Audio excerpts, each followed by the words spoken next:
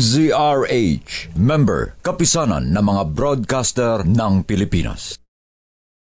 Pilipinas, ang oras, 7 minuto makalipas ang alas 8. Programang nakikinig, programang inaalam ang masasabi mo, programang magbibigay ng tama at totoo para tama ang alam mo. Tara, usap tayo para malaman ang Damdaming Bayan. Live sa DZRH Radio, DZRH TV at DZRH Digital. DZRH Damdaming Bayan. Kasama sina Lakay Deo Macalma at Sister L. Elaine Apit. DZRH Damdaming Bayan. Damdaming Bayan. Magandang umaga Pilipinas, magandang umaga Luzon, Visayas at Mindanao. Welcome po dito sa Damdaming Bayan ngayong araw ng Biyernes. Wow, thank God, it's a Friday. Ngayon po ay November 24, 2023. Minus Lakay Mayor Deo Macalma. Kami po muna ang inyong makakasama dito sa Damdaming Bayan. Sister L po, Elaine Apit. At ako naman po si Nicole Lopez. Ba naman? Aba, bakit ganun yung kulay ng damit natin? Oo nga, Merry Christmas. Ilang days na lang babago. Christmas ba ito? Ay, Christmas ba? Okay, Christmas pala. Christmas ngayon, ano ka ba?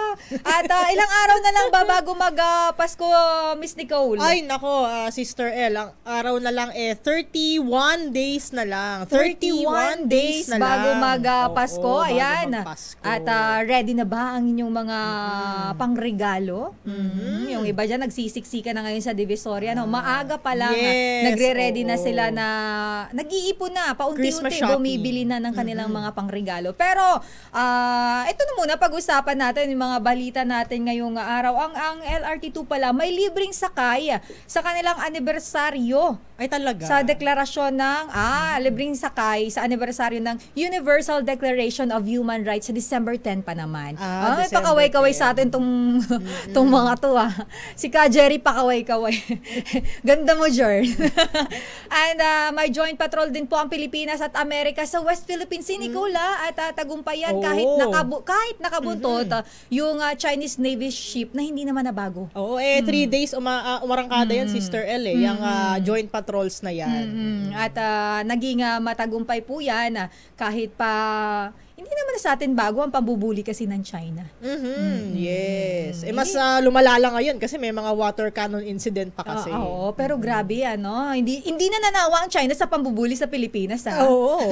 Para kayong tong kasama ko. Hindi, pero wow! Itataka ako sa kasuotan natin. Tinan mo naman. Ano tayo? Nagmi-mix and match. Yes. Red and green. And white. And white. Sabi nga ni Katoning, mukha daw ako nakasash. Oo nga. Para ako sumali sa pageant. Tapos na yata yung Sister L, ang Miss Universe. Miss Universe, pero nakaganito. Late kang sumali.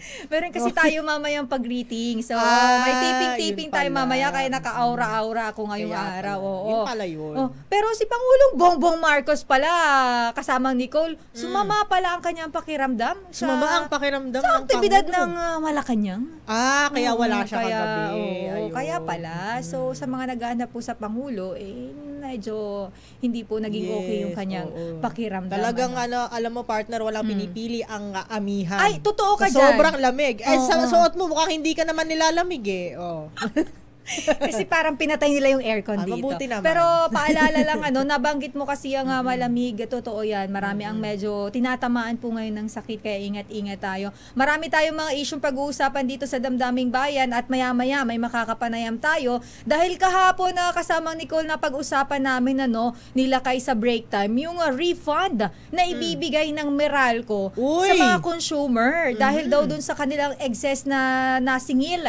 Dun sa mga consumer consumer. Dahil alam mo ayos ba ang nakapanayam natin dito sa DZRH, si Congressman Dan Ramon Fernandez, at ang kanyang sinabi na base sa kanilang computation sa computation nila ito, aabot daw sa 160 billion ang na-overcharge ng Meralco mula 2012. Oh, na-overcharge. Overcharge. Wow. Magkano kaya yun? So, Kada household. alamin natin kung magkano yan per consumer. Kasi, di ba, marami ang consumer ng Meralco. At sabi nga ni Kong Dana Fernandez, sabi niya, dapat daw ibalik daw ito ng Meralco dahil nasa 48 billion pesos ang dapat daw maibalik sa consumer ng Meralco. Ito ang sabi ni Kong Dan Fernandez sa ating interview kahapon. At kaugnay nga niya na kasamang Nicole, nasa ating linya na. Siyempre, sasagot dyan. To the rescue lagi ito. Sasagot yan. Hindi pwedeng hindi. Ang ating suking-suki rito sa DZRH, kahapon tinatawagan natin to si Manong Joe Saldariaga. Mukhang busy siya kahapon. Driving nasa kalsada, kaya hindi natin naabala. Kaya naman sabi niya, bukas magsasalita ako. At ito na nga ngayon. Ayun na. Magsasalita siya. Makakapanayan po natin live sa via phone patch ang tagapagsalita ng Meralco, si Sir Joe Saldariaga. Sir Joe, good morning po. Welcome sa Damdaming Bayan. Minus Lakay. Kami po muna ang inyong makakasama. Sister El po, Elaine Apit at si Miss Nicole. Good morning po. Hi, Sister El, magandang umaga sa iyo. Nicole, magandang umaga din sa iyo. Maraming salamat sa pagkakataon makapagpaliwanag. Unahin ko lang yung sa 48 billion, no. Actually nakompleto na po namin yung refund nito. Matapos po iutos sa amin ng Energy Regulatory Commission. This was completed, kung di ako nagkakamali, itong taon. So that was credited to bills. So itong nasabing 48 billion na refund, sinagawa po namin. Matagal na po namin itong naisa publiko at naiulat na rin po ninyo sa media nang ilabas ng ERC ang mga direktiba na may kinalaman dito. Agad naman namin inanunsyo at pinatupad namin. No? Doon sa mga monthly rates press conference, alam po ninyo every month nagpaliwanag ako kung anong pagbabago sa rates natin. Nagbibigay kami ng update patungkol dyan hanggang sa nakompleto na nga po namin ito. In fact, katatapos lang namin ibalik yung kabuuan ng refund. Hindi ako nagkakamali, bandang May na nag-reflect sa June bills ng mga customers. So, we've completed the 48 billion refund to all our customers. Doon naman, kung mamarapatin nyo, sagutin ko rin yung Go ahead po, sir. 160 billion since 2012.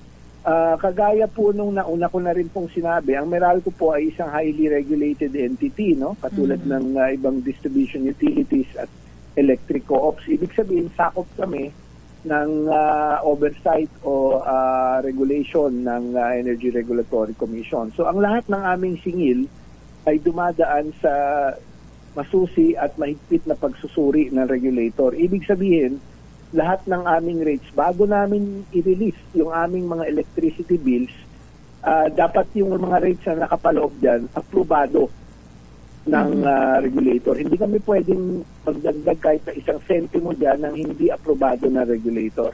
Wala kaming kapangyarihan na mag-set ng sarili naming rate o singil at dumadaan ito dun sa tinatawag na confirmation process o regular review ng ERC na maaaring magresulta ng adjustment. So, nung ni-review nga yung prior years namin, we were asked to return 48 billion. Yun naman ang ginawa namin. Pero dito sa 160 billion, wala naman pong kautusan na ganun at wala naman pong sa ngayon na sinasabi sa amin na magbalik ng ganung halaga. Sir Joe, linawin lang din po natin ang tinatanong kasi ng ating mga consumer. Bakit po nagkakaroon ng overcharge? Paano po ito nangyayari na nagkakaroon ng overcharge?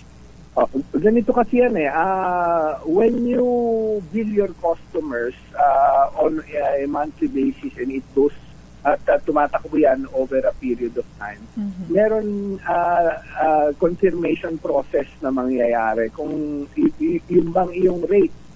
Kasi kamukha ng generation charge, nagbabari yan every month. No? Nagkakaroon ng pagbabago yan. Ngayon, hindi rin kami nagkaroon ng tinatawag na rate reset no? Opo. For a long period of time. Ibig sabihin, hindi kami nagkaroon ng rate na dapat sana nagkaroon kami ng rate. So, ang ginamit namin were the old rates. So, nung nakita nga na hindi na pala itong old rates na ito akma dahil wala naman inutos na bagong rate, we were told na mukhang nag-over yung inyong siningil, so ibalik po ninyo yan. Ganun lang yun. Kasi hindi nagkaroon po ng tinatawag na process na rate reset. Ibig sabihin, magkakaroon dapat ng pagbabago sa rate. But for some reason, hindi po nagkaroon yan. So ang nangyaring mekanismo is ibalik yung sa review nila ng 48 billion sa mga consumers natin. Na agad naman po tayong tumalima. As I mentioned, ano man po yung iutos sa atin, susunod po tayo. Opo. So, Sir Joe, malinaw po ito. Ito po nga nabanggit ni Congressman Dan Fernandez na kailangang maibalik. Ito po ay naibalik na po natin, na-refund na natin sa consumers. In short po, kumpleto na po, Sir Joe. Oo, kumpleto na po yung 48 billion. Sir Joe, meron ho ba itong, although sabi nyo nga po na ibalik na, pero meron ho ba itong epekto sa magiging electricity rates pagsapit ng December? Well, yung December bills natin, wala pa po tayong definite view kung pababa o pataas. Pero since na kompleto na po natin ito, during the time naman po nagre-refund tayo, kung matatandaan po ninyo, tuwing mag-a-announce sa monthly, bumababa yung rates ng kuryente. Specifically because nga nagkaroon ng refund. Pero for December, hopefully, depende po yan sa mga factors in play kung the cost of generation will be lower compared po dito sa nagdaang buwan o yung current month ng November. Sana po maganda yung ating maibalita. Ang tabayanan po ninyo, imbitahin ko rin po, usually po ni-inform ko po ang DCRH at nag-iimbita po kami sa mga kaibigan natin sa media katulad po ninyo. Looking forward sana, Sir Joe, bababa ang singil. Sana nga Ako rin po, Sister Nicole, yan ang aking adhikain. Sir, sa ibang issue naman, actually hindi naman issue, pero ito pong Meralco ay kinukonsidera pala yung pagdi-deploy po ng micronuclear reactor. So, can you enlighten us po about this? Oo. Tama po, kasi kami, nagkaroon kami on the side nung APEC conference po, no, na dinaluhan ng ating mahal na Pangulong Ferdinand Bongbong Marcos Jr. At nandun po yung aming Chief Operating Officer, si Engineer Ronnie Aperocho. Pumirma po kami ng pre-feasibility study sa USNC, yung Ultra Safe Nuclear Corporation, for a joint undertaking ng nuclear technology na maaari po nating gamitin dito sa Pilipinas. Opo. Bakit po nuclear? Ang nuclear po is what we term a clean technology. At the same time, ito po ay mababa ang presyo. At mapapakinabangan po natin yung mababang presyo nito at yung reliability. Kaya lang po, siyempre, kailangan natin siguraduhin na bago tayo pumasok dyan ng tuloy-tuluyan, ang safety ay kailangan masiguro din natin. So itong lahat ng ito ay pag-aaralan with the help of USNC at hopefully itong sa mga darating na taon ay ma-deploy at makatulong, mapababa yung halaga ng kuryente, makatulong na patuloy na masiguro yung supply para sa lahat ng kababayan natin. Sir Joe, the way you say it, parang isang malaking game changer itong nuclear technology sa ating power sector. Sa inyo ho bang initial na pag-aaral, sa tingin nyo magkano ho yung maibababang presyo ng kuryente oras na magkaroon tayo ng nuclear technology? Wala pa po kaming details as to the pricing, pero kung titingnan po natin yung halaga nito sa ibang bansa, no, hindi lang po sa region ng Asia, kung hindi sa buong mundo, makikita natin how highly competitive the cost and the rate of nuclear technology is, and how it can really help in reducing the cost. Kaya yun yung tinitingnan po namin. Oo, maganda ito lalo na marami na ang innovation. Tsaka 'di ba Sir Joe, minsan nagiging problema natin yung kakulangan din ng supply natin sa kuryente, lalo na kapag matindi ang init dito sa atin sa Pilipinas. Ngayon po ba Sir Joe, kumusta ang supply ng ating kuryente? Hindi naman po ba tayo magkakaroon ng problema?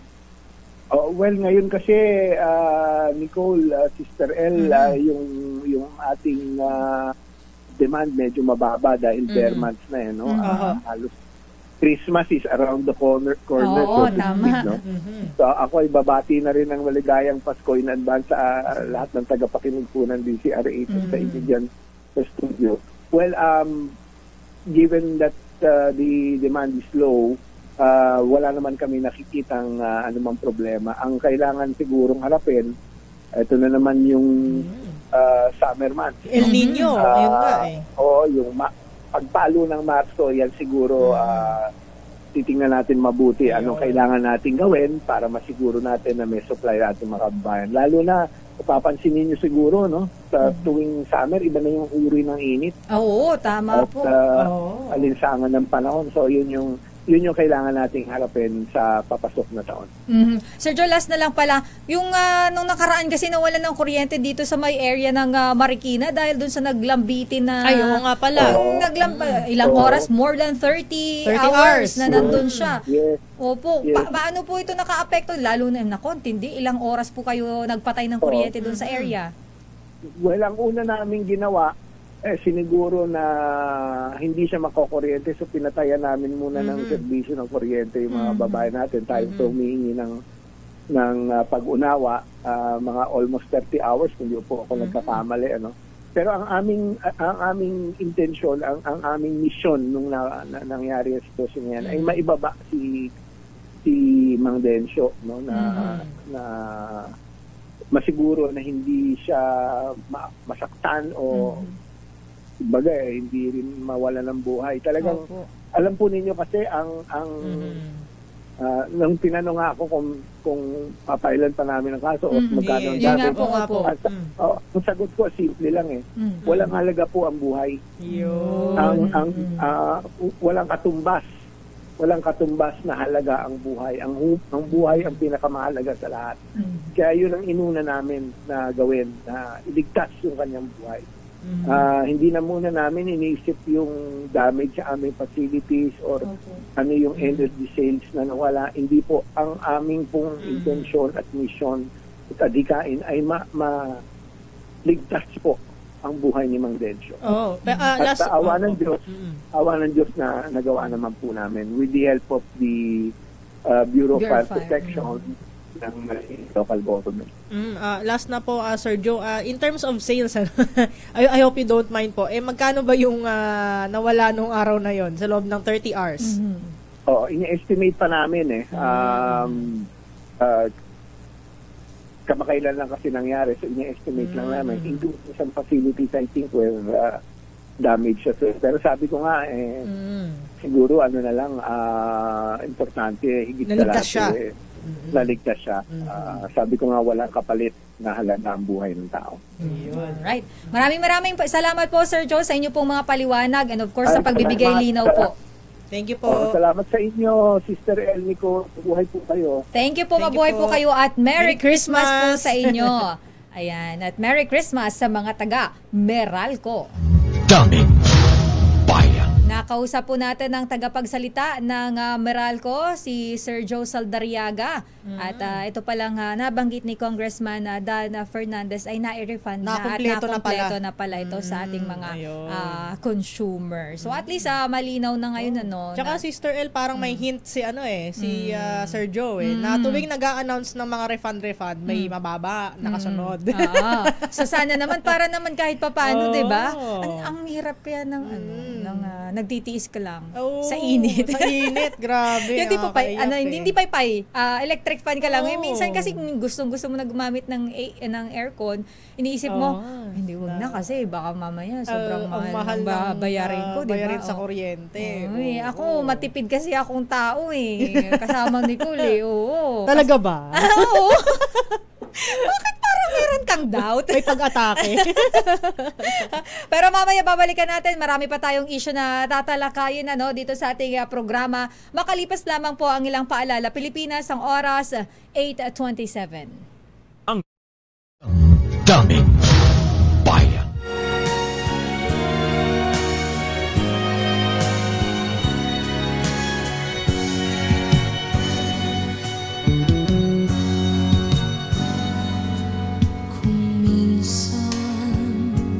Ano to? Bakit? Ay, sa chorus pa kasi yun.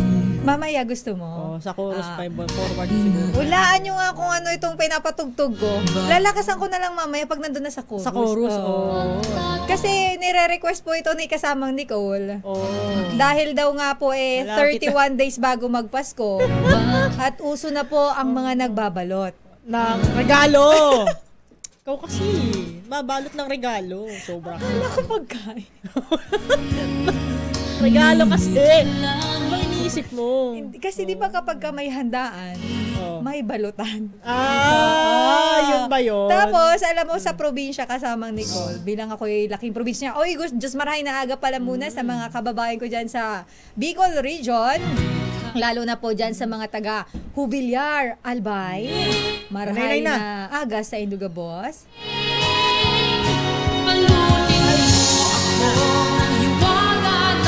Yan po ang paboritong kanta ni Miss Nicole Lopez.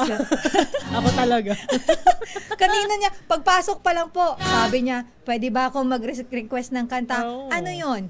Bituing Walang Ningning. Yun yung title yung iba kasi nating kasama, ang title daw, Balutin. Alam mo, yung hiyaan ko sa henerasyon itong nagsabi na balutin daw Alam mo kung sino yan? Si Papa Reggie. Mas matanda pa sa atin, pero hindi niya alam yung Bituing Walang Ningning. Ayan na. Hindi kasi, lagi nating pinapatugtog Christmas song para maiba naman Para maiba naman. Bituing Walang Ningning. Pero, ayan kasi di ba usong-uso yan kapag ka may handa, nag-Sharon ka na naman. Kasi ang singer na ay si Megastar Sharon Cuneta. Yes. Anyway, kasamang Nicole, bakit tayo napunta sa pagbabalot? Kasi nga, magpapasko na 31 days na lang bago magpasko 31 days na lang. Pero, ang oras, nabatingting ko din ang mahiwagang Bell Pilipinas. 8:34 na po ng magandang umaga. At kasamang Nicole, ngayon ay huling araw po ng tigil pasada ng grupong Manibela. Manibela, yes. Dahil nung nakaraan po, kung inyo pong matatandaan, ang nauna na pong nagkasa ng tigil pasada ay ang grupong Piston. At ang sumunod naman po dyan, ngayon naman ay ang grupong Manibela. At ngayon naman ang kanilang huling araw ng tigil pasada. Yes. In other words, isang linggo may tigil pasada mula Lunes hanggang Biyernes. At kumusta naman? Pero ang binabanggit hindi naman totally 100% na paralisa ang operasyon o yun pong transport sector. Yes. So may mga grupo po kasi na talagang kanilang ipinaglalaban at kanila pong inilalaban ito pong pagdating sa jeepney modernization program. Kasi nga partner, meron kasing binigay na deadline itong LTFRB under PUV modernization program na hanggang December 31 na consolidation. Na nilinaw nila na wala namang mangyayaring phase out. Ang binabanggit po ng LTFRB, magkakaroon po ng modernization pero hindi magkakaroon ng phase out. Pero ang inilalaban naman po dyan ng ating mga kasamang driver na paano naman yung kanilang mga jeep? Paano nila i-modernize yun? Wala nga silang pera. Wala silang pondo. At lalong nagiging usapin dito, partner Nicole, itong pagdating naman sa yung pagbuo ng ano ba tong tinatawag nila? Pagbuo ng yung grupo. Nakalimutan ko yung term. Alin ba? Yung kailangan nilang makabuo ng isang kooperatiba. Yes. Yun, kooperatiba. Para po sila ay mag-qualify din at makasama dito sa modernization program na ikinakasa po ng ating gobyerno pagdating sa PUV modernization. At teka, Sister Ella, natawa ko dito sa isang nag-comment. Standby lang po, Miss Let and Christian. Sabi niya sa akin, Sharonian daw ako. Natawa ko kasi, nag-double meaning yung Sharon yan. Either nagbabalot ka or fan ka ni Megastar. Si Kuya Dominador Payoyo. Maraming si kasamang Nicole naman po, I can testify naman po na hindi naman po siya hindi po ako, nagbabalot. Pero ito po ay generous, yes, nabibigay po ito ng regalo sa mga kasamahan niya. niya. Si Sister L, ayan na. Nabibigay ba ako? Oo, papremyo niya yung suot niya ngayon. Ayan na, maraming salamat. Ikaw, inaano mo naman, ino-on the spot mo na naman ako. Daming. Maliban nga sa usapin naman dyan ng tigil pasada ng ating mga kasamang driver, alam mo bang si Pangulong Bongbong Marcos pala, yung amnestia para mahikayat ang mga rebelde na magbalik loob sa gobyerno, aprobado ni Pangulong Bongbong Marcos. Alamin natin kay Miss Leth, update sa Malacanang, kung ano-ano tong amnestia na ibibigay ng ating gobyerno para mahikayat yung ating mga rebelde na magbalik loob. Tsaka kumusta na kaya ang Pangulo, di ba? Oo, kasi sumama ang kanyang pakiramdam. Kumustahin natin dahil ngayon ay Friday, baka wala naman tigil lang ang Pangulo sa kanyang mga ginagawa, di ba? Kasi bilang punong ehekutibo at chief executive talaga ng mga kanyang trabaho ang hindi magpahinga.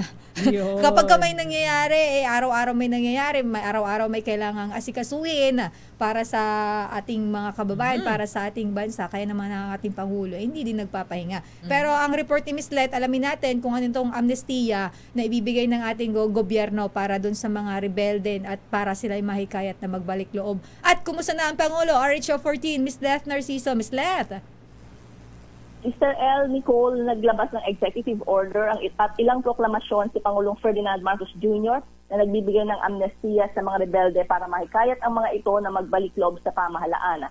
Ang EO number 47 ay pinirmahan ng Executive Secretary Lucas Bersamin nitong November 22 kung saan inamyendahan ng Executive Order number 125 o ang paglikha ng National Amnesty Commission. Batay sa inilabas na kautusan, sinabi ng Pangulo na kailangang baguhin o i-update ang functions ng National Amnesty Commission para masakop ang bagong proseso sa pag-a-apply para sa amnestia batay na rin sa bagong proclamations. Nakasaad sa Proclamation number 403, ang pagbibigay ng amnestia ng Pangulo para sa mga miyembro ng Revolutionaryong Partido ng Manggagawa ng Pilipinas, Revolutionary Proletariat Army at Alex Bungkayo Brigade. Ito'y para sa mga krimeng may parusa sa ilalim ng Revised Penal Code at Special Penal Laws. Hindi sakop ng proclamation ang mga rebeldeng may kasong kidnap for ransom, massacre, rape, terrorism, crimes committed against chastity, illegal na droga, grave violations ng Geneva Convention at genocide, crimes against humanity, war crimes, torture, and forced disappearances at iba pang paglabag sa karapatang pantao. Nag-issue rin ang Pangulo ng Proclamation number 404 na nagbibigay ng amnesty sa mga dating miyembro ng Communist Party of the Philippines, New People's Army National Democratic Front na nakagawa ng krimen na ang parusa ay batay sa Revised Penal Code and Special Penal Laws. Kabilang dito ang kasong rebellion at insurrection, conspiracy at disloyalty of public officers or employees at iba pa. Hindi rin sakop ang mga kasong kagaya ng kidnapping, terorismo, rape at massacre. Inaprubahan rin ng Pangulo ang Proclamation numbers 405 at 406 na nagbibigay rin ng amnestia sa mga miyembro ng Moro Islamic Liberation Front at Moro National Liberation Front na naharap sa kasong Revised Penal Code and Special Penal Law para na may kaugnayan sa kanilang political beliefs. Ms. Leth, kumusta na si Pangulo? Oo. Malalaman natin kasi ngayong araw ay meron siyang schedule sa Taguig. Pangunahan ng Pangulo ang pagbubukas ng kauna-unahang cancer care hospital sa Pilipinas. Itong Healthway Cancer Care Hospital sa Taguig City. So malalaman natin dahil siya yung panauhing pandangal dyan. At ang schedule ay ngayong alas 9 ng umaga. Aside dyan, Ms. Leth, meron pa ba siyang ibang schedule today? So far, yan pa lang yung schedule na inilabas ng palasyo para ngayong araw. Ms. Leth, bakit daw sumaba yung pakiramdam ni Pangulong Marcos kagabi? Nalamigan ba? Binanggit lang na masama yung kanyang pakiramdam kaya hindi siya nakapunta dun sa di na elaborate. Walang specific na reason. Event kagabi sa Malacanang. Alright. Maraming salamat, Ms. Leth. Balik sa inyo, Sister L at Nicole. Daming bayan. mula dyan sa palasyo. Dako naman tayo dito sa MMDA. Nagpadala ng humanitarian contingent sa Northern at Eastern Samar para tumulong sa mga apektado ng malawakang pagbaha. Ay, oo nga, no? Kasamang Nicole. Kasi masalimuot yung naranasan ng ating mga kababayan dyan sa... shear line lang yun. Oo, dyan sa Northern Samar po. Climate change is real. Grabe talaga. Alam mo, ang hirap lalo na kapag binaha ka, na-experience ko yan yung abutin yung bahay mo ng baha, ang tindi. Lalo na pag yung puro putik talaga, tapos yung gamit mo lahat putik, napakahirap. At pati yung hanap buhay, apektado kasama naman, syempre. Babalita ngayon ni RH8, Christian Manyo. Christian. Sister El and Nicole, nagpadala nga ng humanitarian contingent ang MMDA o Metropolitan Manila Development Authority sa Northern at Eastern Samar sa Visayas para tumulong sa mga naapektuhan ng malawakang pagbaha dahil sa matinding pag-uulan dulot ng shear line. Ayon kay MMDA Acting Chairperson Atty. Don Artes, ito ay binubuo ng 40 tauhan mula sa Public Safety Division at Road Emergency Group para sa gagawing humanitarian at relief operations. Dahil bukod sa emergency equipment, ayon kay Artes, may bitbit din silang 60 units ng solar-powered water purification system na kayang mag-filter ng 21,600 liters ng tubig kada oras. Ayon sa MMDA, ang humanitarian contingent ay mananatili sa Northern at Eastern Samar hanggang kinakailangan. Para sa kauna-unahan sa Pilipinas, DCRH, ito si Christian Manyo, tuloy-tuloy sa pagbabalita, tuloy-tuloy sa serbisyo, sama-sama tayo, Pilipino. Daming Bayan. Maraming salamat RH8 Christian Manyo. Nako, maraming marami din dineploy ang na responders. Ito naman psychosocial responders naman ng Department of Social Welfare and Development kasamang Nicole. Pinadala diyan sa SAC-Surgeon para naman doon sa mga naapektuhan ng lindol. Ayun. So, aside po diyan sa Northern Samar kasi alam naman natin na nilindol din po itong area ng SAC-Surgeon at marami din po ang naapektuhan ng mga kababayan natin dyan. Bigyan natin ng konteksto, partner, dahil isang linggo na ho, eksakto, nakalipas. Hapon ho yun, nang yumanig itong magnitude, initially 7.2, lakas. Oo, yung una.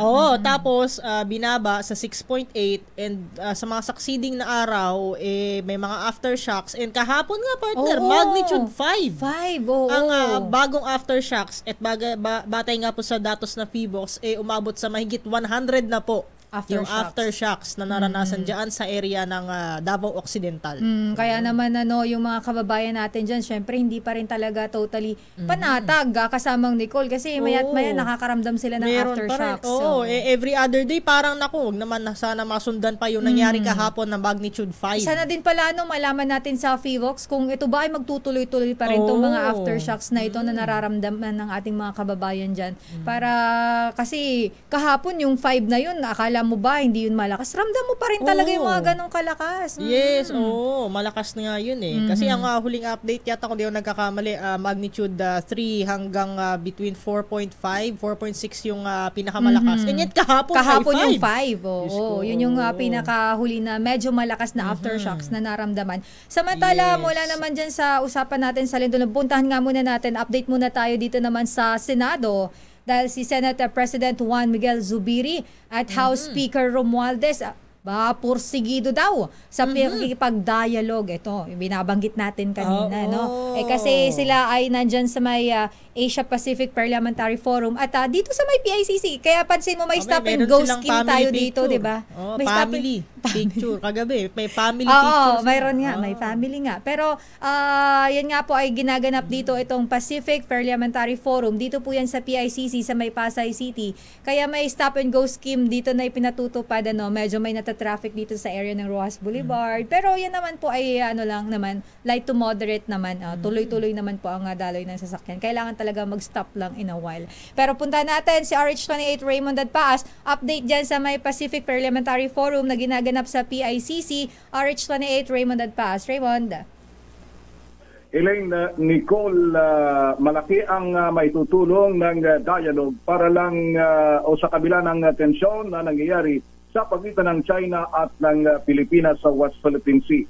Ito ang paniniwala ni na Senate President Juan Miguel Zubiri at House Speaker Martin Romualdez kasabay ng isinasagawang Asia-Pacific Parliamentary Forum o APPF dyan sa PICC. Sinabi nitong sina Zubiri at Romualdez na porsigido sila sa pakipag-usap dito sa delegasyon mula sa China. Sa katunayan, kahapon pa lamang doon sa pagsisimula ng APPF ay agad nakipagkamayan itong si Zubiri sa Vice Chairperson ng Foreign Affairs Committee ng National People's Congress ng China na si Wang Qi. Dahil pinasalamatan ito dahil sa kabila ng tensyon sa pagitan ng Pilipinas at China sa West Philippines, ay malaki yung kanilang delegasyon na ipinadala dito sa nangyayaring Asia-Pacific Parliamentary Forum dito sa Maynila. Dahil iginit nila Zubiri at Romualdez na ang Pilipinas ay hindi naman masamang kapitbahay, kundi kanila namang iginigit na dapat ay sumunod ang lahat ng bansa sa Maritime Code of Conduct at Freedom of Navigation at pwede namang mangyari yung tinatawag nilang coexistence at magamit ng lahat yung malawak na karagatan ng South China Sea kung saan nakapaloob yung West Philippine Sea. Maliban dito ay kasama sa o ilan sa mga napag-uusapan din sa iba't ibang mga breakout sessions ng mga mambabatas mula sa iba't ibang mga bansa ay yung kampanya laban sa illegal drugs at transnational crimes at regional cooperation ng mga member countries. Kagabi ay nagtungo sa Malacanang itong ang grupo ng mga parliamentarians mula sa iba't ibang bansa sa Asia-Pacific region para sa dinner. Pero doon sa report natin na tanggap ay si First Lady Lisa Araneta Marcos ang humarap sa kanila. Pagkatapos ng mga sessions ngayong second day, mamayang gabi ay sa BGC naman sila magtutungo kaya't para sa isang dinner na ang host ay ang Senado, kaya't asahan ang paninikip ng daloy ng trapiko dyan sa bahagi ng BGC area mamayang gabi. Hanggang bukas, ang huling araw nitong Asia-Pacific Parliamentary Forum na isinasagawa ngayon dito sa ating bansa. Para sa kauna-unahan sa Pilipinas, DZRH, ito si Raymond Advaz, tuloy-tuloy sa pagbabalita, tuloy-tuloy sa serbisyo, sama-sama tayo, Pilipinas. Daming Bayan. Maraming salamat RH28 Raymond Advaz. Babalikan natin ang ilan pang mga issue, balita dito sa ating programang Damdaming Bayan kasamang Nicole. At basahin natin mamaya yung mga comment ng ating mga viewers, followers sa social media. Napagkamal ba ako, yung magit over kay Kuyang Dominador Payoyo, tawang-tawa talaga ako sa Kuya. at hello din sa mga basher natin dyan. Mayroon ako dyan basher na basa ko eh. Siyan mo lang. Merry Christmas sa basher ko. Break na nga muna tayo. Pilipinas, ang oras, 50 minutes, makalipas na po ang alas 8. Kasi ikaw may hugot ka sa buhay mo. Ganon? Ganon ba yun? Oo, ano ka ba? Sino ba kumanta na? Laglag. Lakay Deo. Laglagan pa. Wait nga.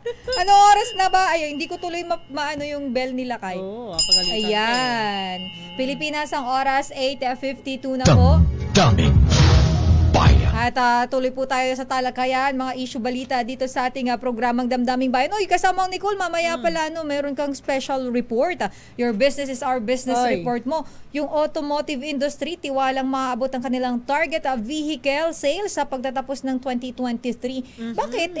Di ba ang daming bumibili ng mga sasakyan ngayon? Alam mo kasi partner, kada report ng Kampi, talagang may increase. May increase. It shows na talagang bumabalik na nga yung pre-pandemic pre-pandemic level sales. Yes. So, at marami talaga ang bumibili ng sasakyan, pero nakapagtataka kasi partner, ang taas ng ating inflation. Although bumaba na ang ating inflation. Bahagya. Pero nung times na nasa peak ang inflation na sobrang taas, ang dami rin bumibiling sasakyan. Marami pa rin bumibiling sasakyan. Alam mo ibig sabihin nun? Sino ba ang mahirap?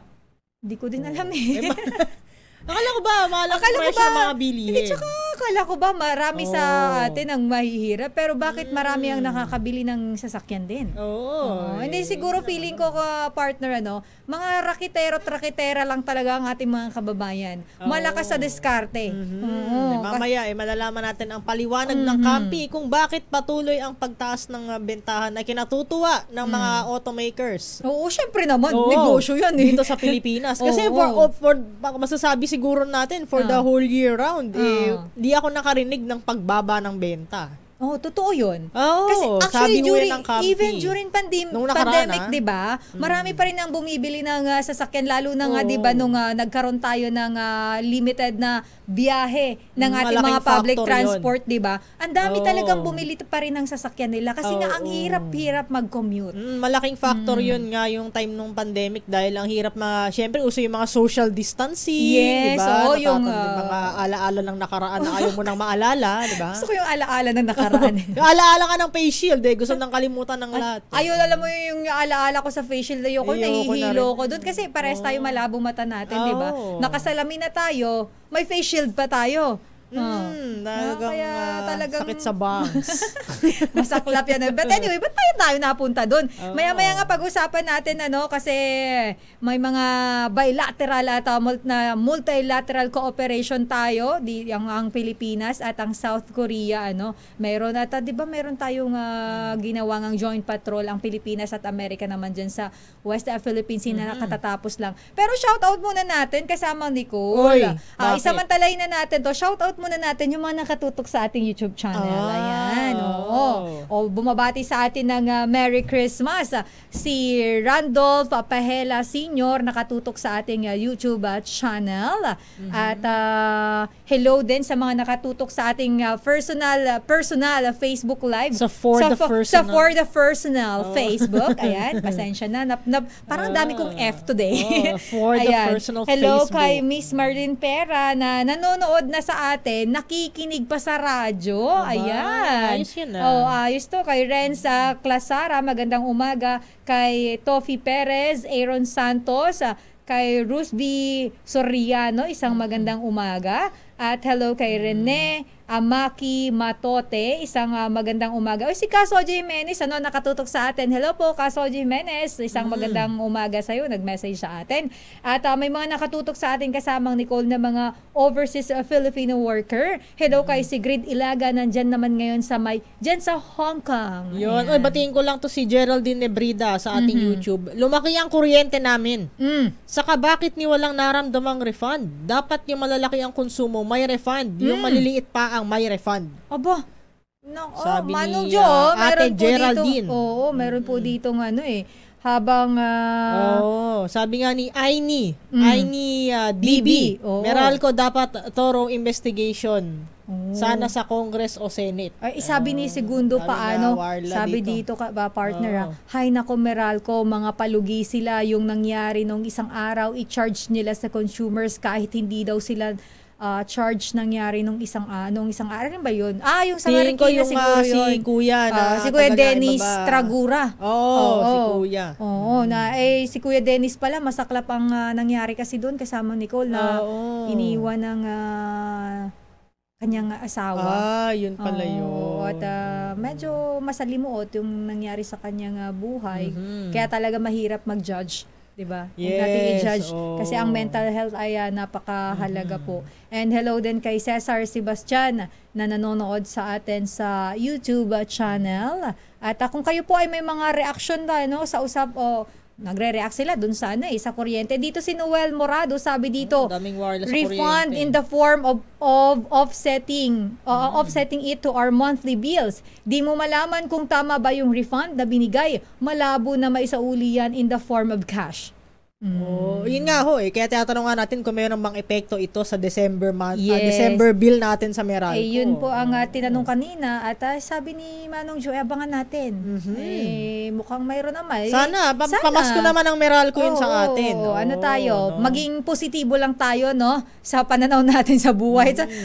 Alam nyo yun, kapag tayo kasi nagmamanifest ng mga positive na bagay, nangyayari yun. Katulad ng mananalo ka ng ganito sa raffle. Ayan. Talaga ba? Teka, mananalo ako ng loto muna. Wala nanalo sa loto Wala nga, nga. Nagulat ako. Tumataya ka ba? Hindi, matagal na.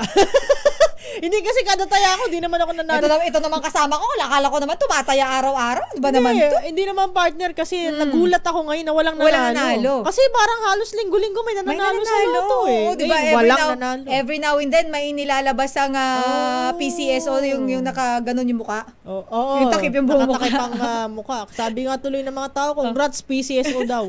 Grabe naman kayo. May patunay naman may nanalo nga. May nanalo naman. Kayo talaga. At kung ano nung pinag-uusapan natin dito. Pinag-uusapan natin kanina kasamang Nicole, pero standby lang po muna kay Edniel Parosa. Babalikan natin ng report ni Edniel. Habang magbago tayo mag-break kanina, pinag-usapan natin, partner, yung tigil pasada ng Grupong Manibela. At speaking of tigil pasada ng Grupong Manibela na huling araw na po ngayon, alamin nga natin ang update sa kanilang head na si Sir Mar Balbuena na sa ating linya. Makakampanayan po natin. Sir Mar, good morning. Welcome po sa Damdaming Bayan. Nicole po at Elaine. Good morning po, Ma'am Nicole and Sister El. Good morning po sa lahat po ng ating mga kamanibela.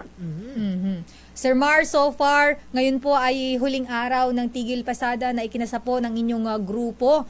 Masasabi po ba ninyo na nagkaroon po ito ng epekto? Ito pong tigil pasada ninyo ay naging matagumpay ba? Napakinggan ba ang hinaing ng ating grupo ng Manibela? Sa totoo lang po, Ma'am Nicole, wala ho kaming nakukuha pang update. Yung pong sinasabi nila na 5 years na ibabalik yung franchise namin, tapos magko-consolidate din kami, niloloko lamang po kami. Kaya simula po kahapon, lalo pong umigting yung tigil pasada, halos wala na po talagang bumiyahe at ang lansangan ng Metro Manila at mga karatig probinsya natin, wala na po talagang bumiyahe. Sir Mar, ngayong araw ba, meron ba kayong estimate kung ilan nang hindi bumiyahe ngayong araw? Mas marami pa po ang sumama ngayong araw kasi nagkausap po kami ng mga ibang grupo, katulad po nung Pedjudap, na nung Wednesday pa po sila sumama sa amin at nagkita po kami kahapon sa LTFRB. At yung iba pong grupo ng Pasang Mazda, kasama rin po namin at saka po yung mga nasa akto, sumama na po sa Manibela. Sir Mar, nabanggit nyo, pumunta kayo sa LTFRB kahapon, nangkausap na ba kayo ni Chairman Guadis? Actually, yung pagpunta ko po, ma'am, kahapon sa LTFRB, dahil pinadalan po ng show cause order yung ating mga miyembro, patungkol po dito sa pananakot ko raw na para sumama sila doon sa tigil pasada at saka doon sa caravan. At wala pong katotohanan at kahapon hindi po tayo hinarap. Wala pong humarap sa atin at pinag-attendance lamang po yung ating mga miyembro. Nakakaawa kasi 4th floor, wala pong elevator, mga senior citizen galing sa malalayo, may sakit, mga namatayan, tapos ganun lang po ang ihaharap sa amin. Napakawalang silbi po, napaka-inutil talaga nitong LTFRB na to. Sir Mar, ano po ang naging paliwanag lang po sa inyo? Sabi niyo pinapunta lang kayo doon, pero ano po, may sino po ba ang humarap sa inyo para kahit papaano kayo po ay kausapin? Wala po, pinag-attendance lamang po kami ng mga staff ng LTFRB at masasabi natin na talagang malaki ang problema nitong ahensya. At yung pong ating kahapon, ang dahilan po nila sa atin, nag-meeting daw po sila. Kaya nakita ko rin naman ho. Pero sana nag-delegate sila ng ibang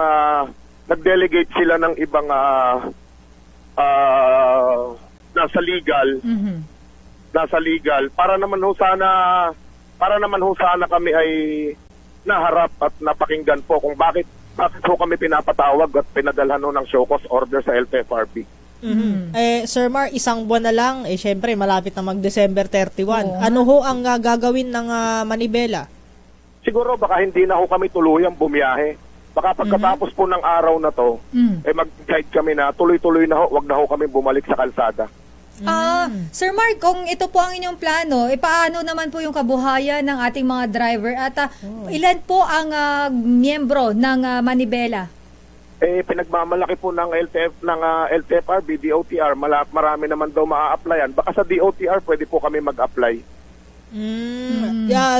Sir Mario, you're saying na mag-iisang buwan kayo tigil pasada, ganun ho ba? O until such time na... Tumigil na ho talaga kami ng tuluyan at wala na pong negosasyon na magaganap. Kasi ayaw na rin namin kasi di na rin sila na-stress, di na rin sila na-stress sa amin. Wala na rin ho kaming pinapakiusap na para po kaming mga wala hong parang hindi po kami mga Pilipino kung ituring po nitong gobyerno. Sir Mar, ibig sabihin hindi na kayo babalik sa LTFRB para sa dialogue or kung iimbitahan man nila kayo, hindi kayo magpapakita, ganun ho ba? Baka ganun ho kasi napagdesisyonan namin na total ganito lang din naman yung response sa atin na non-negotiable na. Ano pa po ang pag-uusapan namin? So kayo po ang Manibela po ay plano na ninyo na tuluyan ng tumigil, hindi na po kayong mamamasada. Mas maganda ho kasi nakita rin naman natin ang epekto simula nung Miyerkules, ngayong Huwebes at ngayong araw na to makikita natin kung ano pa talaga magiging epekto. Kaya kahapon nagkaroon sila ng emergency meetings. Sa tingin ko ho, dahil po sa epekto ng tigil pasada na talagang nakita natin na halos patay po ang lahat ng negosyo.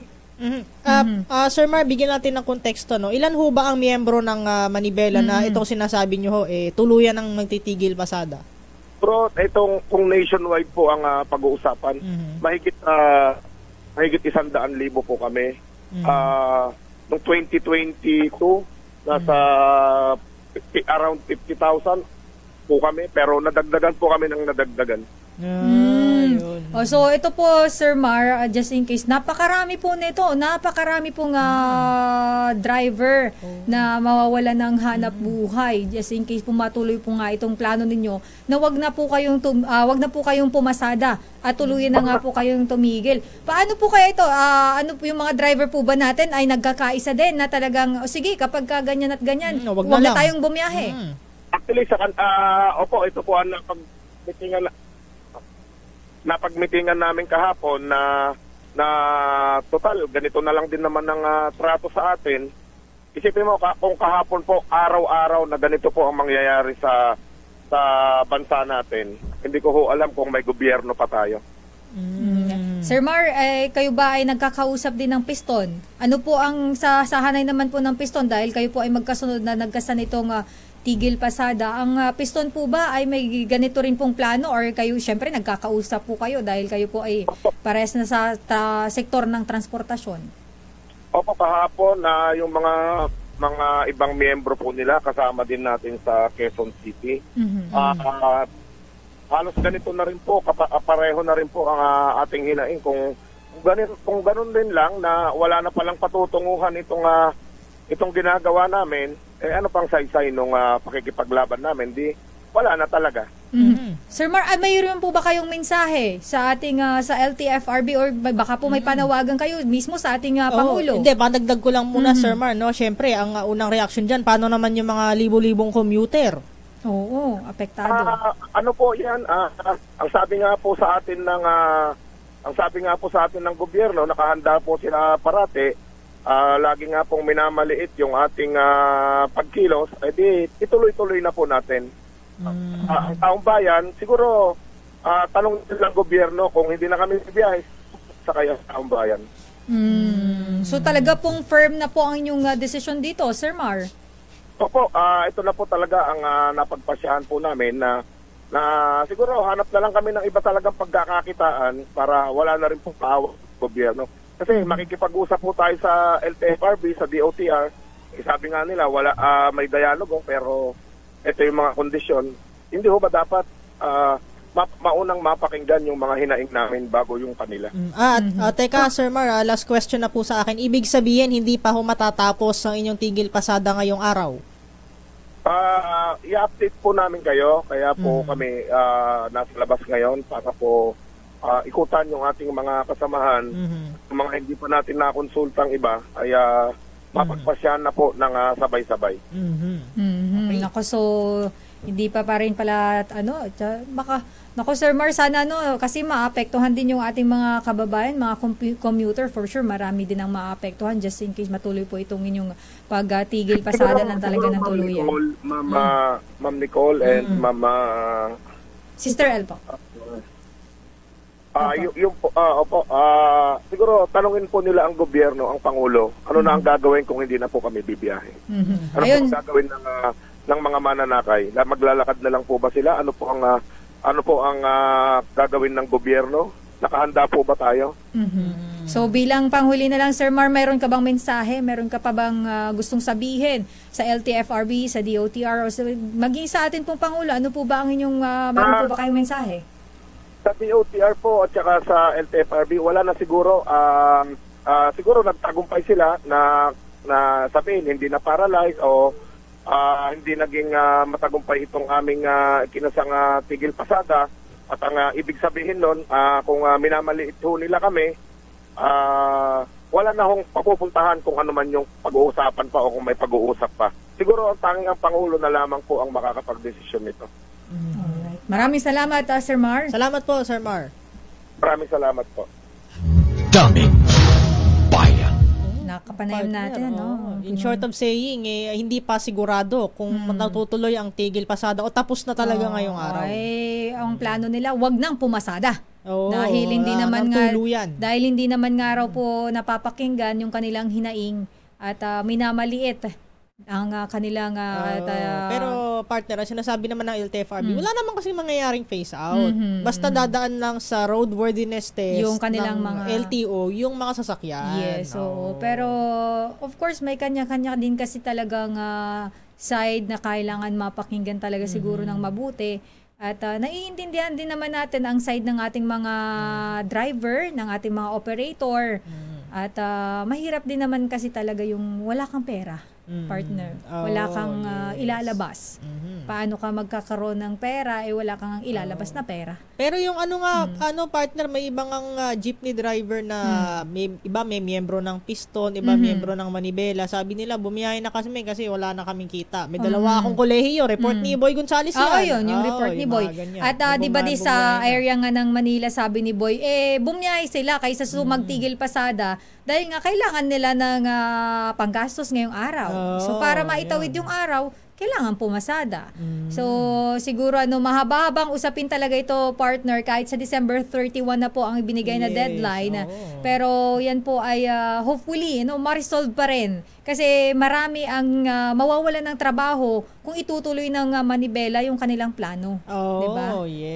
At dagdag na naman yan sa unemployment rate. Sasakit na naman ang ulo ni Department of Labor Secretary Benny Laguesma. Tataas na naman ang unemployment rate natin dito sa Pilipinas. Marami na naman ang mawawalan ng trabaho, partner. At yan ang masalimuot na realidad ng buhay. Pero babalikan natin maya-maya. Pero kabit, Friday ngayon, pero bakit yung topic natin ang bigat? Hindi, kasi alaman natin kasi last day ngayon ng tigil pasada, pero parang i-update na lang daw tayo ng grupong Manibela. Kung tutuloy ba nila o totaling tapos na.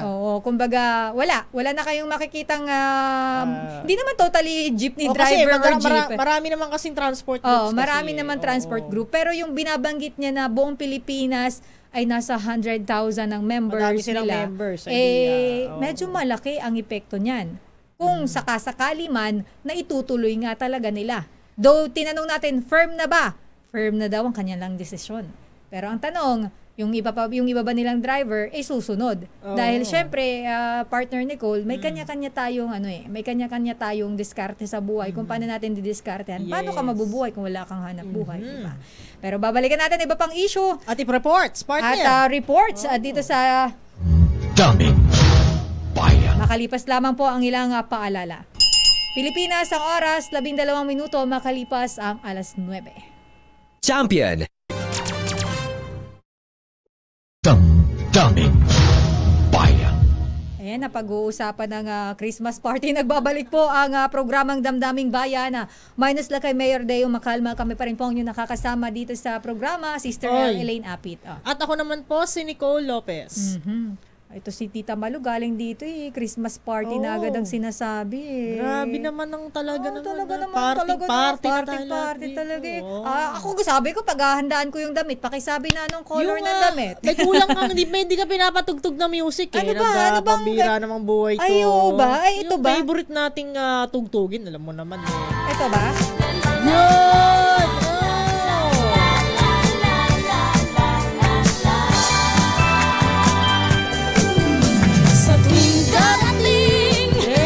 Yan, gusto ko yung kumakanta ka. Wala ka nyo nga dyan. Ito.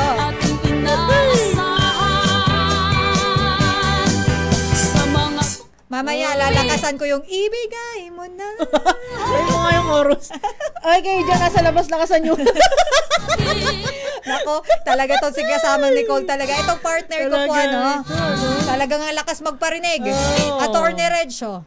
Boss RSN, may sinasabi, Uy, sa lahat niya ng manggagawang, uring manggagawa. Oo, pero sabi nga nila kay, yung atin pong mga kasambahay, mga driver, deserve po nila ang mabigyan ng Christmas bonus ng 13th month pay. Pero ang mandatory kasi dyan kasamang Nicole, partner, yung Christmas, yung 13th month pay. At sana po ay maibigay natin ng mas maaga para may pambili ng regalo at panghanda at panggastos. Diba? Si Sister L kasi may bibili na siyang napakagandang gown. Ang tatalo daw sa gown ni Miss Nicaragua. Sabi niya. Wala akong sinabing ganyan. Sabi ko kanina. You're putting words into my mouth. Off air po, sinabi niya po yun. Sabi niya. Naka-Facebook live ako, naka-record yun. Pero ayun nga bakit ba kasi pero nire-remind natin ng mga employer, partner Nicole, na deserve po ang ng ating mga kasamahan, mga kasambahay, driver, lahat ng ating mga empleyado ang 13th month pay at kung pwede naman po mas maaga, ibigay nyo na ng mas maaga. Pero punta na muna natin, partner, ang ating mga kasamahan. Report Baka magalit na ito. Bukang magalit na ito. Baka sabihin na, sa'yo na lang yung bonus ko. Sabi, kanina ka pa nagdadaldal dyan Dapat di natin pinaghihintay ito. Awardee yan Awardee to. Congratulations sa ating kasamahan muna, si Edniel at Giselle Ricaport. Si Ricaport. Ricaport na talaga yung last name ni Giselle. Di ba tawagin na muna natin yung partner. Inisip. Pero ito muna ang partner. Ang nag-uwi ng bato. Ang winner. Ang pinakamalupit sa lahat ng malupit. Yes. Pero yung kanyang report muna, ang DND at South Korea Defense Ministry pinaplansya na pinaplantsyang palalimin pa ang bilateral at multilateral cooperation. Detalye balita mo, RH 52, Edniel Parosa. Edniel. Congrats, Edniel. Elaine at Nicole, thank you. Hindi lamang ugnay ang pang-depensa ng dalawang bansa, tinatarget ding palalimin ng Pilipinas at South Korea ang multilateral defense cooperation. Sa gitna ng kinaharap ng mga itong sadka sa kapayapaan ng bawat isa. Yan ang nabuo sa pag-uusap ni Defense Secretary Gilbert Chodoro at Republic of Korea Vice Minister of National Defense Kim Seon-Hon sa sidelines na ASEAN Defense Ministers meeting sa Indonesia. Ayon sa DND, kinilala ni Chodoro ang partnership ng Maynila at ng Seoul para sa modernization program Armed Forces of the Philippines. Pero bukod dyan, nagkasundo itong dalawang bansa na dagdagan pa ang training at education ng kanilang pwersa sa pamamagitan ng bilateral cooperations o relations. Suportado ng South Korea at Pilipinas sa pagiit ng panalo nito sa 2016 South China Sea Arbitral Award, habang suportado naman ng Maynila ang Seoul sa posisyon nito para sa mas mapayapang Korean Peninsula. Inimbitahan naman ng DND Chief Chodoro si Korean Defense Chief Shin Won-sik para bumusita sa Pilipinas sa 2024, bagay na pinaplansya na nga sa isang mutually convenient na petsa. Matatandaan, kasama ng dalawang bansa ang Japan at Estados Unidos sa pagkondena sa mga harassment at reclamation ng China sa South China Sea at West Philippine Sea. Para sa kauna-unahan sa Pilipinas, BJH, ito sa Edniel Parosa. Tuloy-tuloy sa pagbabalita, tuloy-tuloy sa serbisyo. Sama-sama tayo, Pilipino. Damdamin Bayan. Maraming salamat, RH 52, Edniel Parosa, ang nag-uwi. Best News Features, DZRH naman. Pinoy Documentaries. Silang mga nagdidildil ng asin. Ito po ay award ng Catholic Mass Media Awards. Talaga namang ang lulupit na the great minds ng docu. Ang ganda. Ang ganda ni Giselle at ang pogi ni Edniel. Diba? The best minds in docu ang galing making. alam mo itong dalawang kasama natin. Sobrang galing talaga na itong dalawang wala to. akong masabi. Sarap nga ng pansit kanina. Salamat Bakit hindi ko natikman? Tagal mo. Pinabawi ko na po yung pagko-congratulate ko. Kasi hindi naman po ako nakatikim ng pansit. Grabe no. Pero proud na proud po tayo sa ating kasama na si Giselle at si Napakagaling Edniel. talaga. Best News Features May po. award itong dalawang Yes, batang diba nung ito nakaraan sila ay sa PMAP naman. Mm. So ngayon ay Catholic Mass Correct. Media. At naging finalist sila nung nakaraan ng Catholic Mass Iba Media. talaga. At finally ngayon na iuwi na nila ang bato. Oh, Ayan. Kaya yes. congratulations. They brought home the bacon. Yes, we are so proud of you. Ayan, nakakatuwa. Congratulations. Yes. Samantala, sa iba pang balita, kasamang Nicole, partner, Oh, sino yun? meron na ba? Kaya sabi ko, O, yun nga yan. reporter ba to? Bago ba tong reporter? Congressman Hindi, yata. ang team up nila, dahil nga sila ay partner sa programa, sila ay ang Team Edsel. O ba naman? ganun ba? Maganda. Tayo wala. Bully tayo. Parang papatay ako ng mic. Maniwala yung tao. Sabihin may anti-bullying. Anti-bullying. Hindi, tayo, kami po ay biruan lang po namin yan ni partner Nicole. Sanay na po kami sa mga sarili namin na binabalanguran namin yung mga sarili namin. Shallow yun. Pero sabi nila, kayo yung pinagagawa nyo dyan, daldal kayo ng daldal. Napagalitan nga kami nila kay kanina kasi hindi daw namin napatugtog yung kampana dito. Oo nga Anong oras na ba? Ikaw nga mag-time check ngayon. Ako magta-time check ngayon. 9:26 ng umaga. Ayan, 9:26 na po. Ay, kasama Nicole, yung mga yung mga kongresista. Naalala mo nung mga nakaraan? Yung mga kongresista nagagamit ng plaka na 8. Matunog na matunog to, di ba, nung nakaraan. Papatawan ng disciplinary action. Dapat lang. Yan po ang babala ni House Secretary General Reginald Velasco.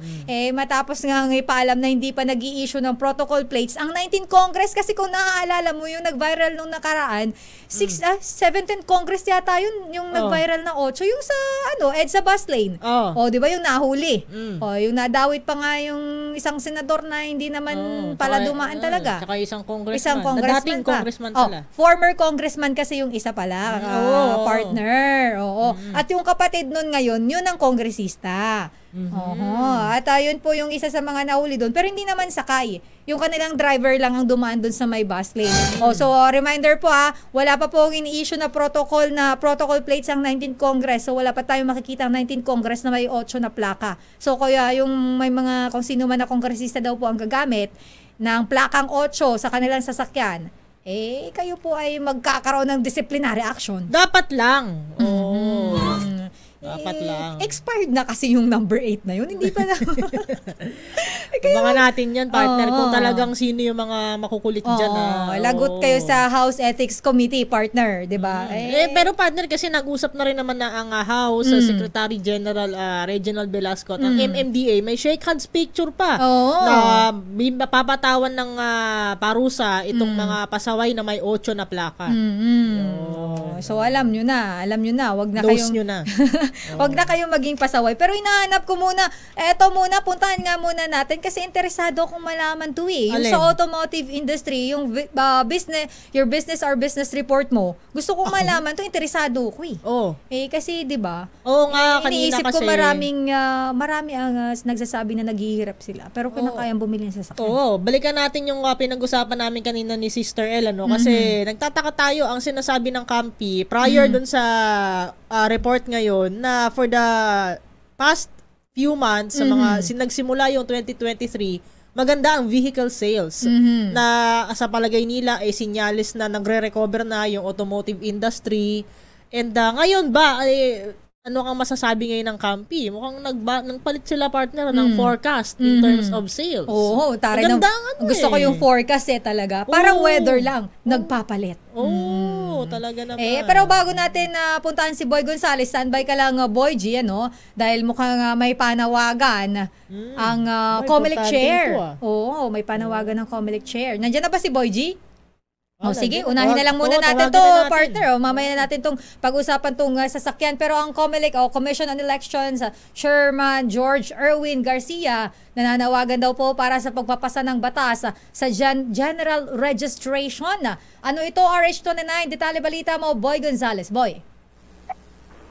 Mr. Ella Nicola, sinabi nga ni Comelec Chairman George Erwin Garcia, bago kasi ito gawin, kailangan baliwalain ang buong national list of registered voters.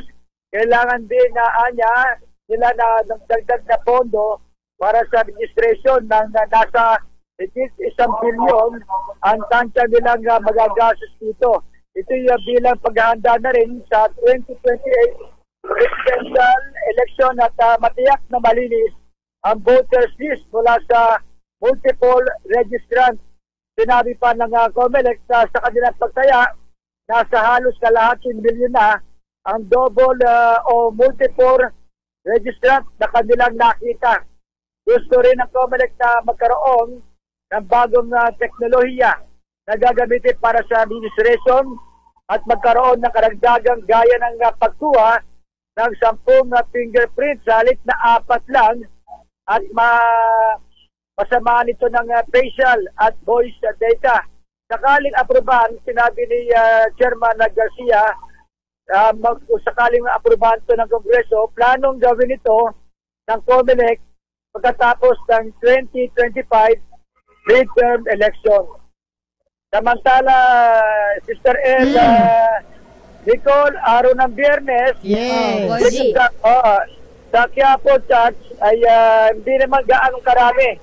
Last Friday of the month, hindi naman gaanong karami. Yung mga nagsisimba dito sa mga deboto Katoliko na nagsisimba sa simbahan ng Quiapo.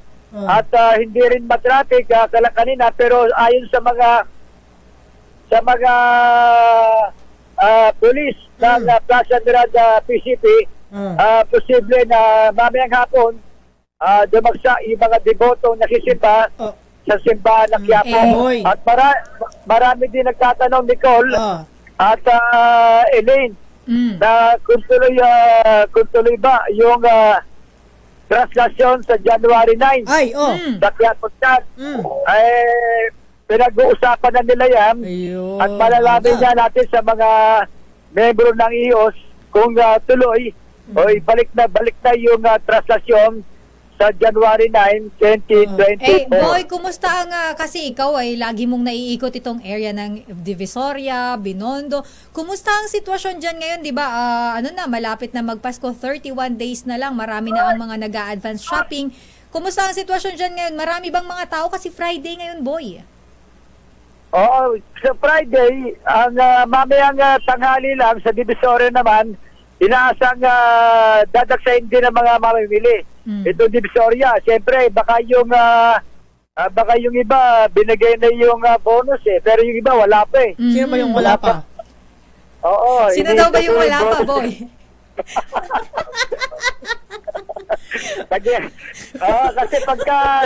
para sabi ng mga, may advisory din ng mga pulis, sabi ng mga pulis, kapag may bonus na, pati mga vendor, siyempre, pabor sa kanila yon, mas maganda mamili na sila na mas maaga sa Divisoria.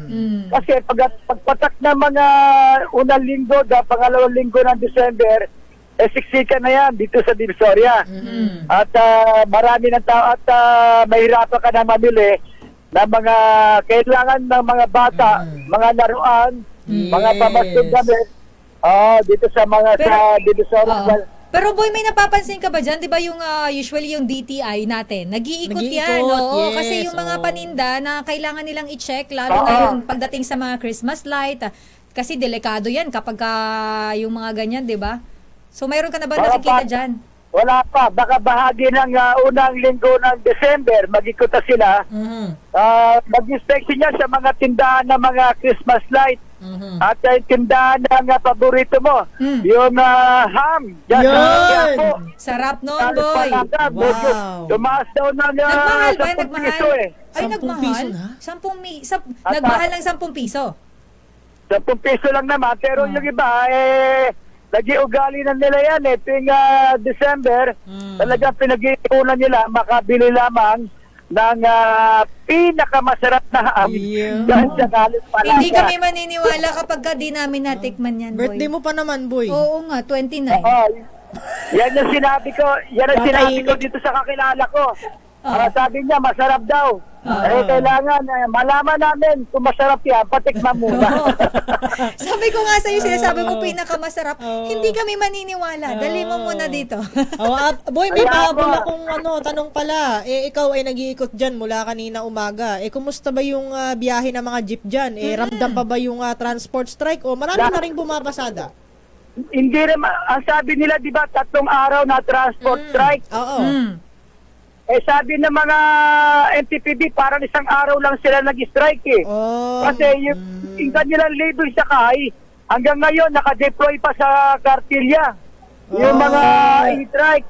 Pero yung biyahe, sa monitor ng NTPB, tuloy-tuloy na yung biyahe ng Grupo Piston at Grupo Manibela na nagsagawa ng rally ng mga nakalipas na araw. 1 araw lang sila sumama. Ay nasabi na na-interview ko mga miyembro ng Piston, 1 araw lang yan na Kuya Be, pwede na kasi. Kasi pag hindi na kami pangalawang araw, hindi na kami nagbiyahe, wala wala naman yung pamilya namin. Wala kami sa pagkain, nga. Kaya bumiyahe sila kinabukasan. Pero nung unang araw, sumama sila. Pero kinabukasan, tuloy na pero sa ngayon, nakadeploy pa rin yung mga libre sakay ng Manila City Hall, ng Manila LGU. Nakaantabay dyan sa area ng Cartilla, ng Katipunan, dyan sa malapit sa Manila City Hall. Sa pag-iikot ko, wala namang na-stranded. Maluwag yung kalsada at tuloy ang biyahe ng mga nagsipag-strike na nakalipas sa araw. Halimbawa, yung biyaheng Tayuman, Nagdisabal, tuloy na ang biyahe nila kaninang umaga. Alright. Maraming salamat, Boy. Wala sa kauna-una sa Pilipinas. Ito si Boy Gonzales. Tuloy-tuloy sa pagbabalita. Tuloy-tuloy sa serbisyo. Sama-sama tayo, Pilipino. Daming Bayan. Maraming salamat, RH29 Boy Gonzales mula po dyan sa lungsod ng Maynila. Isang magandang umaga. Nakatutok sa atin ang mga taga-LTO dito sa May Manila South District, si Tata Al Villanueva. Good morning po. Ayan, hello po sa mga taga-LTO dyan sa May Manila South. Hello po sa inyo dyan. At napakaganda ng dyan, ng service, partner Nicole. Very organized. Talagang pagka-organize ang pamumuno sa isang ahensya. Talagang organized din at hindi ka may stress sa pagkuha ng mga papeles mo. At ito naman, ikaw nga magbasa nito, partner, kasi parang medyo nagbibinata na yata ako. Yan ba yung kay Val Gonzales? Ito yung kay Val. Dito, partner, meron ka ba dyan? Di mo naman ma-extend yung iyong kamay. Magiging lasting man ako. Ipasok muna natin si RH5, Val Gonzales, epektong dulot ng shear line, tinututukan ng DA. RH5, Val Gonzales. Val? Partner Helen at Nicole, patuloy ang monitoring ng Department of Agriculture at tinututukan ang epektong dulot ng shear line sa sektor ng agrikultura sa ilang bahagi ng Luzon hanggang sa Visayas Region. Ito'y kasunod ng naitala initially na mahigit 47 milyong pisong halaga ng nasira sa agricultural commodities, kasama na rito ang palay, mga high value crops, root crops, sagingan at maging ang livestock. Kabilang sa minomonitor ng DA ang sitwasyon ng mga pananim at pangisdaan sa Camarines Sur, Catanduanes, Albay, Sorsogon, maging sa bahagi ng Northern at Eastern Samar. Ang pinakamataas na italang pinsala sa sektor ng agrikultura, partikular na ang taniman ng mga palay ay sa probinsya ng Northern Samar, kung saan ay abot sa mahigit 1,700 hektarya ng taniman ng palay ang naapektuhan ng patuloy na shear line o yung pagsasalubong ng mainit at malamig na hangin. 1,727 mga farmer beneficiaries ang naapektuhan sa nabanggit na lugar. Samantala, Elaine at Nicole, ay handa naman na yung handa na for distribution yung mga pamimigay na mga libreng binhinang palay, mga hybrid white corn seeds, maging yung yellow corn seeds at assorted na mga vegetables na ipamimigay doon sa mga apektadong mga farmer at fisher folks na naapektuhan na patuloy na mga pagulan na nagdudulot ng malawakang pagbaha sa nabanggit na mga lalawigan. Para sa kauna-unahan sa Pilipinas, DZRH ako naman, Val Gonzales, tuloy-tuloy sa pagbabalita, tuloy-tuloy sa serbisyo. Sama-sama tayo, Pilipino. Daming Bayan. Maraming salamat, RH5 Val Gonzales. Isang magandang umaga sa lahat ng mga nakatutok sa atin. Hello kay Marivic Altre, wow, nanonood siya dyan ngayon, partner, sa may Canada. Uy! Ayun. Happy watching po. Hello sa mga taga-Canada, lalo na sa mga kababayan natin na nandiyan ngayon. Alam mo, natatawa ako rito. May nagtanong sa ating comment section sa ating YouTube channel. Ano yon sabi niya? Madre daw ba ako? Kayo naman? Ano sa palagay ninyo? Sorry, Lord. Sister L po, binyag po sa akin yan nila kay. Di ba po, uso yung word ngayon na sis. Ayan, hello mga sis. Ayan. At yung L naman po, sa pangalan ko lang po yung kinuha. Elaine po ang pangalan ko. Kaya ako po si Sister L. Ayan. Kasi medyo may mga naguguluhan Buti salamat daw sa paglilinaw, sabi nung iba rito. Salamat ba sa paglilinaw? Salamat daw sa paglilinaw. Kasi akala nila iba yung meaning ng L daw. Ganon. L po is Elaine, short for Elaine. E-L pala yun. E-L.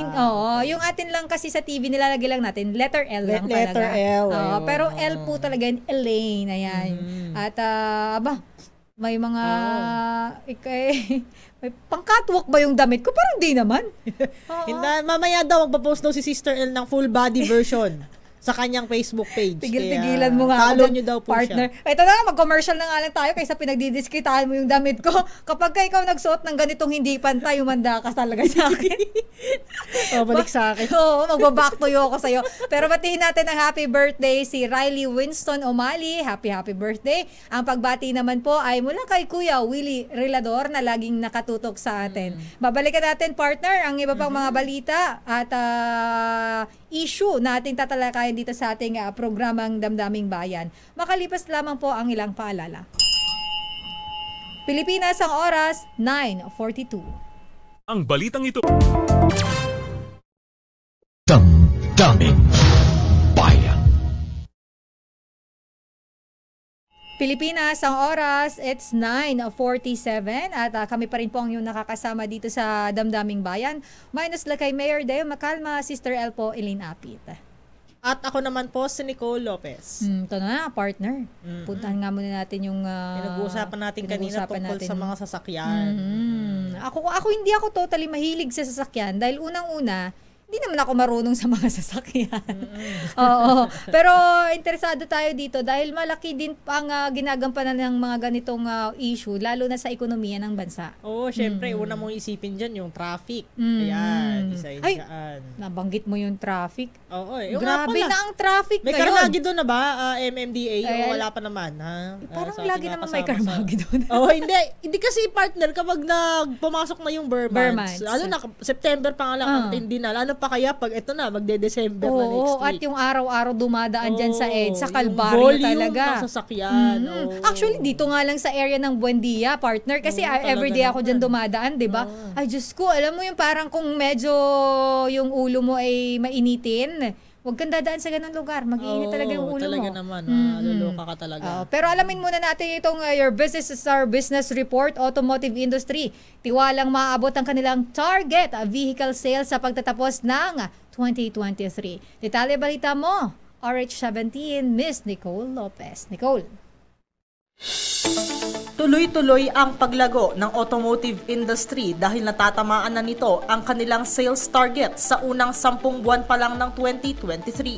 Sa datos mula sa Chamber of Automotive Manufacturers of the Philippines o CAMPI at Truck Manufacturers Association o TMA, lumabas na umabot sa 352,971 units ang naibenta nilang motor vehicles mula Enero hanggang Oktubre.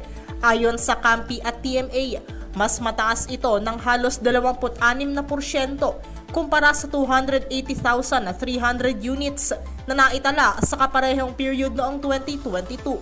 Dahil dito, sinabi ni CAMPI President Romel Gutierrez, positibo silang malapit na ang full recovery ng automotive industry sa pre-pandemic levels.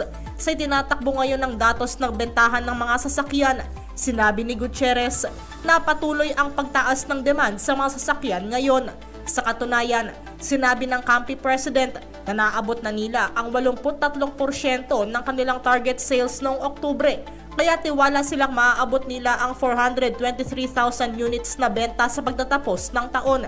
Binago ng CAMPI ang kanilang vehicle sales forecast sa orihinal nilang tansya na 395,000 units dahil sa patuloy na paglakas ng kanilang benta nitong mga nakaraang buwan. Pagdating sa car brands, Naunguna pa rin ang Toyota Motor Philippines sa pinakamaraming benta na 162,229 units o katumbas ng 45.96% ng market share.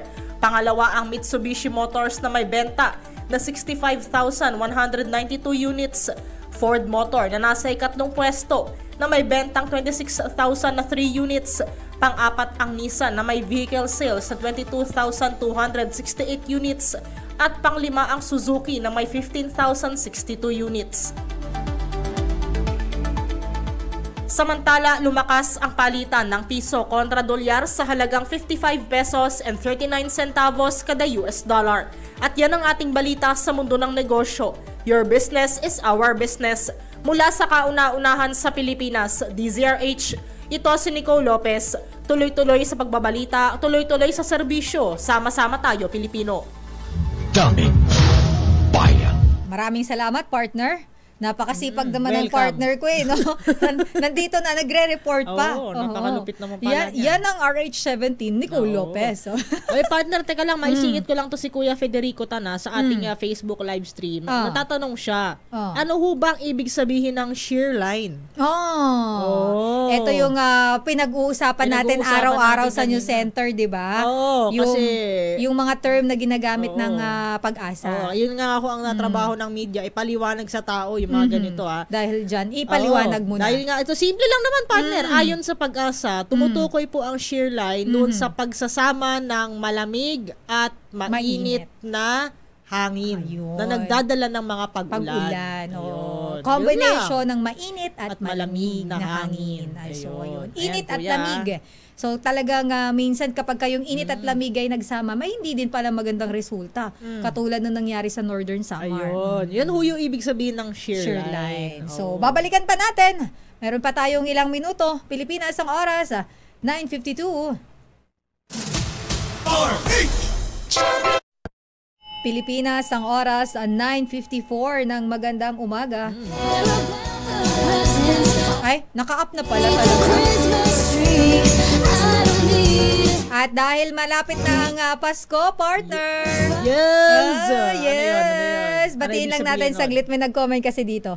Para lang daw tayo nag-uusap sa bahay. Uy, ganito kami mag-uusap dito Ayan, talaga. si Miss Helen Miss Helen Valenzuela ang salamat kanyang... po. Natuwa salamat daw po. siya sa atin. Ay, salamat po. Salamat po Ngayon lang po kami ulit nagsama sa airing. Para batiin natin, partner, kasi nakakatuwa. Dahil ito palang si Miss Helen, talagang taga-subaybay ng DZRH. Ay, talaga Noong po. pa daw nasa Iriga Camarines Sur pa siya, hanggang sa ngayon na nakatira na siya dyan sa May Molino 4 sa Bacoor. Kababayan mo pala. Oo, Bicolana. Diyos Bicolana. marhay na aga po ngayon nasa Molino na siya nakatira, nakasubaybay pa rin siya sa atin. Lupit. Nakakatuwa naman. Salamat po. Siya ay kahit saan man mapunta, kahit saan man mapagpad, DZRH pa rin. Pero partner, pinapatugtog ko to kasi nga, alam mo ba na mayroon isang kumpanya nagpa-raffle hindi appliances. Gusto mo tong raffle na to. Gusto ko yun. Gusto mo rin yan siguro. Gusto ko rin to alam mo naman, syempre kapag raffle, lahat naman gusto natin yan. Pero ito gusto ko tong pa-raffle na to. Bakit? Dahil 3 araw na leave. Aba! Ang mapapanalunan mo with pay. Wow! Wow! Mameli, may ganito po ba tayo? Sir James! Diri-chan! Bikini Miss! Charot lang. Pero ito... Sisi. Ayan pala, sa ating headlines. Ito partner. Alam mo ba na itong kumpanyang to naka-base din sa Pasig City. At ito ay sa halip na mga appliances, na mga... sa atin, di ba mayroon din tayo kapag may yung mga bababait natin na partner na mga nagbibigay sa atin ng paraffle, yung mga libreng flight, may mga ganun din tayo, di ba? Pero ito, leave po. Wow. Cash price at 3 days leave with pay. Maganda siguro dyan, partner, kung may mga paraffle ng flight, tapos may paraffle ng leave. Then, alam nyo. Iuwi natin lahat. Major, minor. Ganon. Dapat major price yung leave. 3 days yun, tapos bayad ka. Pero, nakakatuwa kasi very unique yung naisip nitong kumpanya na ito, no? Kasi malaking bagay yung pahinga. Di ba? Pahinga sa mga tao. Dapat talaga pinaparaffle yan, lalo na kung wala ka ng vacation leave. Yan. Para katulad mo, naubos na. Ako? Meron ka pa ba? Hindi ko alam. Hindi, ito po kasing aking partner, hindi nyo natatanong. Aba naman, congratulations at Merry Christmas sa'yo dahil malapit-lapit ka ng graduate sa... Maraming salamat, partner. Ito si partner, naging idol ko doon dahil graduate na ho siya nung 5 taon ang nakalilipas. Grabe ka sa 5 taon naman. Di ba? Hindi naman, 2019 lang yun. Di 4. Dahil po itong aking partner naman, natutuwa ako dahil malapit na din po niya ma-achieve ang kanyang goal. Ang aking pangarap. Master, Master! Salamat, partner. Ito si partner, nakagraduate na ho yan. Kaya naman nakakatuwa, nakakatuwa na salamat, partner, sa iyong suporta. Despite of heavy schedule, talaga naman po talaga dito sa News Center ang mga tao at ang ating lahat tayo dito sa DZRH busy po talaga sa trabaho dahil public service, syempre unahin din natin ng pagbibigay ng serbisyo publiko. Napagsabay niya po. Buti nga hindi ka nakatulog habang naka-duty. Hindi naman, partner, di man ako katulad mo Uy, broadcast. Sorry. Hindi kasi si Sister El dati nag-aaral din ho yan. Nabangkit niya na siya daw ay nakatulog sa trabaho dahil sa paggawa ho ng thesis. Oo, kasi napakamadugo ng kapag ikaw ay nagmamasteral partner, di ba? Thesis kasi talaga namang kasi mag-isa ka na lang. Hindi na dyan katulad ng college na partner na may grupo. Ayan. O kaya, 3 kayo sa isang group o kaya 2 kayo. Kapag ka nagmamasters ka na, mag-isa ka na lang talaga. Talaga naman. Pero partner, kapag ka natapos mo naman na yan, salamat, partner, iba ang pakiramdam ng fulfillment. Iba. Kaya sisigaw ako. Bakit ko yan sinasabi? Para yung mga nanonood, nakikinig sa atin na nagpaplano, kahit po gaano kahirap, kinaya nga ng isang Nicole Lopez, at kayo ng pa isang kaya? Elaine Apit. Ng isang Sister L, kayo pa kaya? Tsaka ang edukasyon ho ay walang kinikilalang edad. Totoo yan. So kung kayo po ay gusto nyo pang mag-aral, why not? Choconut. Choconut. Uy, baka sabihin, wala ho yun, nabanggit lang ho yun, slip of the tongue. Mayroon bang ganon? May brand bang ganon? Hindi, alisin mo lang yung O. Okay. Okay. But anyway, sorry na. Nako, yan ang ating pang closing dito sa ating programa dahil Friday naman nga po, ang lagi nga naming linya nila kay chill lang. Chill lang. Dahil TGIF naman po, huwag tayong masyadong ma-stress kahit po medyo traffic. Oo nga pala, Diyos ko po, traffic parte na po pala yan ng buhay natin, yung God. traffic. Nasa Pilipinas tayo, partner. Alam mo ba yan ang lagi kong linya? Kapag mayroon akong, pasensya ka na traffic ka. Okay lang. Nasa Pilipinas tayo Grabe image ka pag traffic, Pilipinas agad. Parang analogy yata yun. Ano naman kasi partner, yun ang sabihin naman natin. Hindi naman tayo nagpapakanega. Pero yung realidad. Realidad lang po tayo. Realidad traffic po talaga sa ating bansa. Kaya nga po ginagawa naman ng paraan para kahit papaano maibsan. Kaso ang problema nandyan talaga yung traffic. Hindi mawala-wala. Ayun na nga Lalo na ngayon, Christmas season. Christmas season at baka naman po, 3 days paid leave. Para sa paraffol. Charot. Hinabol mo talaga, mag-extra Hindi, ka para na lang. dun sa mga, para magka-idea din. Balay mo may mga employer na nakikinig sa atin ngayon. Baka gawin nila yun sa kanila, diba? Para may idea po kayo, para hindi na cash, hindi lang puro cash, hindi lang puro appliances. Pwede din yung leave. Sister, nag-chat sa akin si Sino? sa HR, si Sir James. Usap tayo paglabas nyo. Hala! Sorry po! Sorry, sir. Sir James, biro lang po yun, Hindi, ito na i-share lang namin kasi nakakatuwa yung kanilang paraffol. Kakaiba ito. Ito palang company na to ay Food and Beverage Company, partner. Food and Beverage. Ayun. But anyway, maraming salamat po sa lahat ng mga tumutok, nakinig at sinamahan kami ngayon ng aking partner na si Miss Nicole Lopez. And of course, minus na kay Mayor Deo Macalma po. At sila kay po ay mukhang may importante lang po talaga siyang nilakad ngayong Friday. Naglaba sila kay ngayon. Naglaba. Sabi nila kay medyo masakit daw likod niya So mukhang hindi siya naglaba. So therefore hindi siya naglaba ngayon. Mukhang mayroon siyang nilakad today, partner. So minus kay Mayor Deo Macalma, kami po ang iyong nakasama. Ako po si Sister L, Elaine Apit. Stay safe everyone. Binabati ko pala ang aking mama, Mama Yoli, Mama Yolanda Kadag-Apit. Love you ma, Ate Annie, JBJL, Siron, at sa lahat ng mga kababayan, kabarangay ko at mga kapamilya ko dyan sa Juvillar, Albay. Happy listening kay Professor Nikki Salandanan at sa lahat ng aking naging professor dyan sa UST. Kay Ramirez Gerald, ayan. Ito po si Nicole Lopez. Maraming salamat po at susunod na po ang programang Operation Tulong. Shout out kay Attorney Byong Garing, nakatutok sa atin ngayong umaga. Susunod na po, nag-isang Wonder Woman, Miss May Binauhan, Pilipinas, ang oras 2 minuto makalipas ang alas 10. Daming Bayan.